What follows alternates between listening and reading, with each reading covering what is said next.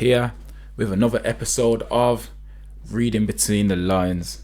So today I kind of want to talk about the influences around us and why we are influenced, and whether that's through the social media and that has an impact on us to have the possessions we feel are necessary, and whether they actually are necessary.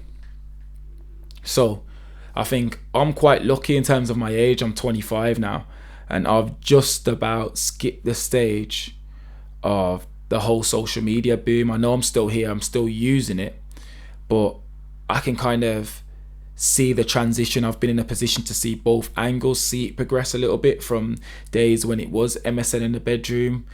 For me, it was on my older sister's laptop, to progressing now where it's on your phone. You've got your Snapchats, your Instagrams, your WhatsApps, and often now, for me, sometimes I get kind of overtaken and overblown with exactly everything that's going on, and I have to switch off, cut it out for a bit, and just focus on myself. Whereas I know now, if you're a 16-year-old guy or a 14-year-old, 13-year-old girl looking at social media, it can be daunting because of the things that are put to the forefront. The things that we see aren't necessarily realistic. And when I talk about reading between the lines, it's kind of wondering how you can take out from this podcast and adapt that for yourself in your own life, whether you are younger, whether you are older, and talking about that as well. So every time you go onto social media, I think Instagram trialed the whole notion of not showing likes, because a lot of the time people post the content that we would post are for likes. You post the things that you like the most and grab the most likes and gravitate towards the people in your audience. And I think in today's society, it's easy now to call yourself an influencer, but what exactly is an influencer? I thought influencing is to influence someone, have a mark on someone. And I like to think if you want to influence people, it's for the positive.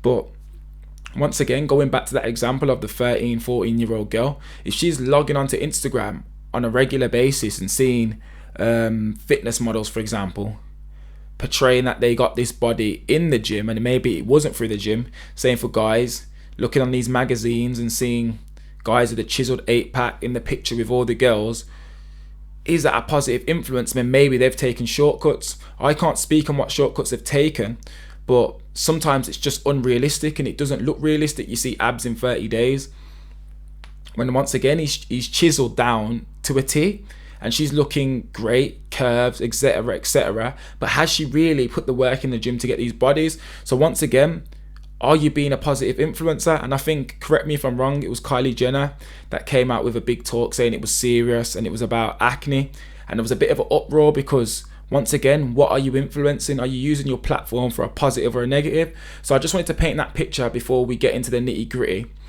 of, the possessions and what it is that we want. And I think, as I said, social media has a big factor in it. There's no doubt it's positive, because in today's age, we can all connect, we can all work together and utilize platforms, for marketing, business, networking, create an audience, create a fan base, and you can monetize this. There's people that make genuine livings off of social media platforms, so you can't discredit the benefit it's had in that regard. But once again, I think it's important to recognize, I've just showed a quick example of how you can have younger people who are less confident, who are struggling, with their self-esteem to keep working. And another thing I think I want to touch on this when I say about the possessions. In life, no matter what you're grinding for, no matter what you're grafting for, you've got to focus on your own journey. You've got to focus on yourself. You can't worry about what anyone else is doing. And once again, I keep reiterating this notion time and time again about controlling the controllables. So what can you control?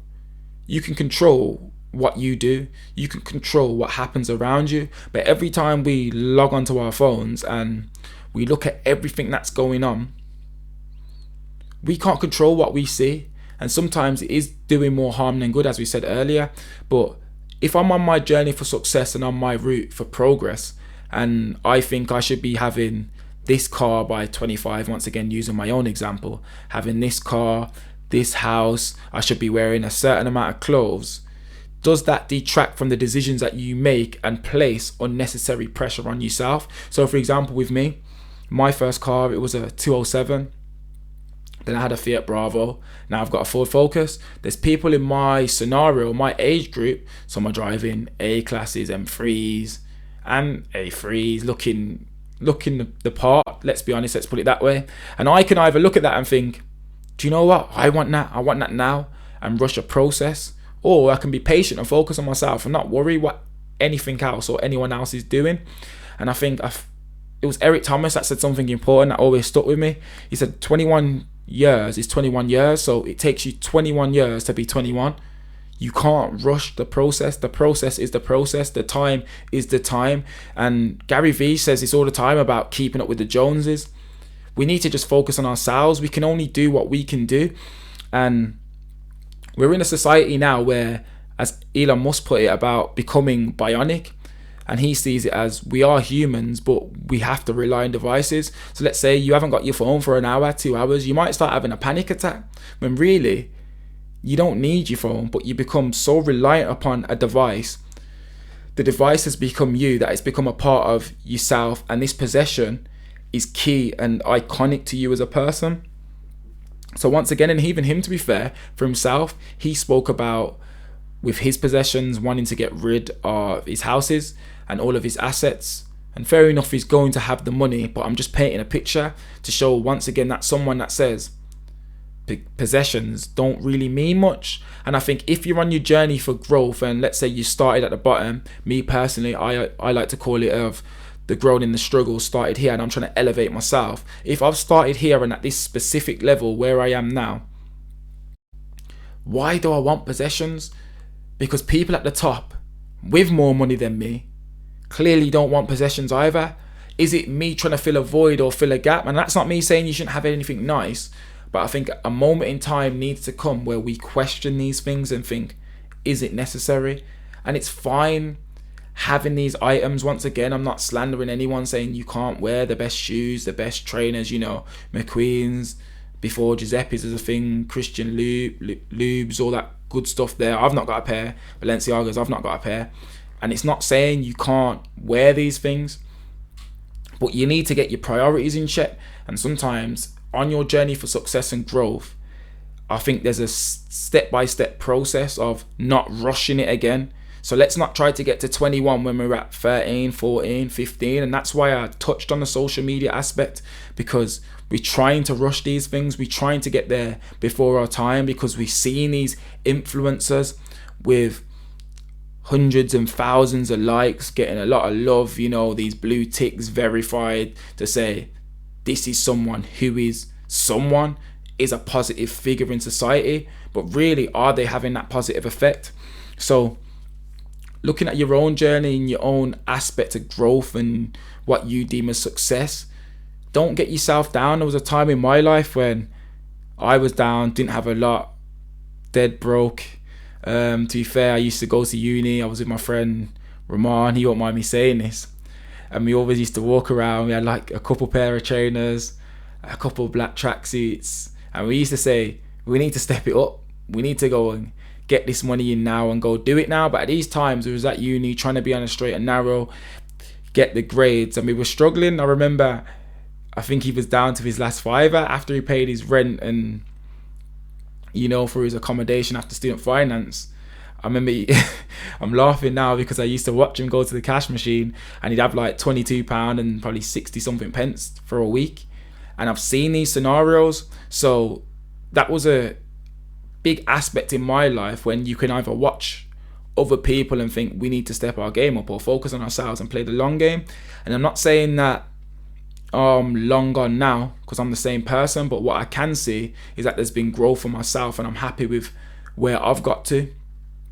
So if it is your life and it is your scenario, just be patient. Just take your time, step by step. Don't worry what anyone else is doing. Remember, your process takes time.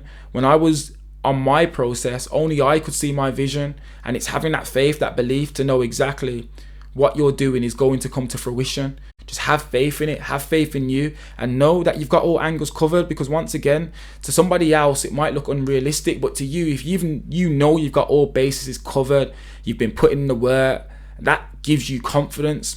So let's say you're trying to be a footballer and your friends are saying, you ain't going to be a pro, you're just not good enough. But if you know you're out here covering yourself, doing the cardio you need to, doing the strength and conditioning work you need to, doing the, let's say, technical work that you need to, they're the aspects and the basis that you've got covered. And you might even top that up by trying to do a bit of tactical awareness. If that gives you confidence to know you're going to become that footballer, and in your mind, you know, if that's what you want, the possessions, you want to look after your parents, your friends, the nice house, the nice cars, that will come because you know it takes time to improve on each of these aspects until you get your opportunity. I know a lot of us have probably heard the phrase about when, you know, preparation meets an opportunity, that's success, and coinciding that with that's the luck that people see. I try to be prepared for my opportunities. I try to be ready, so when it does come, it's not luck. I knew it was coming, so I know my time's going to come. I know the process is going to happen. If you're grafting and you're grinding, have faith in yourself that your process will come, your time will come. Just be patient, keep working. A matter of fact, just have belief in yourself. So what I just wanted to get across was really, if you are someone that's on the social media, think about the things, consciously think about what you are putting out there to the masses. Because if you have 100 followers, deem the title, they're called followers. People are following you, following your journey, following the content you put out. Do you want to have a positive effect or a negative effect? And just think about that. And if you are seeing people that are making you feel bad by the content they're putting out, it might not be anything negative. It might just be a body picture, or once again, as we said before, unfollow it. You don't need to watch it. And I know it's going to be difficult to put your phone away because it's, as I said again, in today's society, it's a part of us. And I think it was Bob Marley as well that said something along the lines of about, do possessions make you rich? Like, are possessions of any real value? Once again, people that have done it, that have been there, and they're not looking to possessions how people in my position, I like to feel, who are currently at the bottom, do. My boss, who's a director of a company, turns up to work in bog standard clothes, car isn't that great. I see people with less money and more, let's say, possessions than he does. Are we trying to shine? Are we trying to fill a gap? Are we trying to fill a void? And once again, that's what I mean. Just keep up with yourself, keep pushing, and if that is genuinely what you want, it will come. Have your vehicle for success, know exactly how you're going to get there, and stay committed to the grind. Really stay committed to each aspect, as I said, the training, all these little things, all these little factors, whether it's the research, the contacting, the networking. Stay on top of those, and that will provide that vehicle, that will provide those possessions. But let's not try peak too early, and that's another episode for me. So yeah, reading between the lines.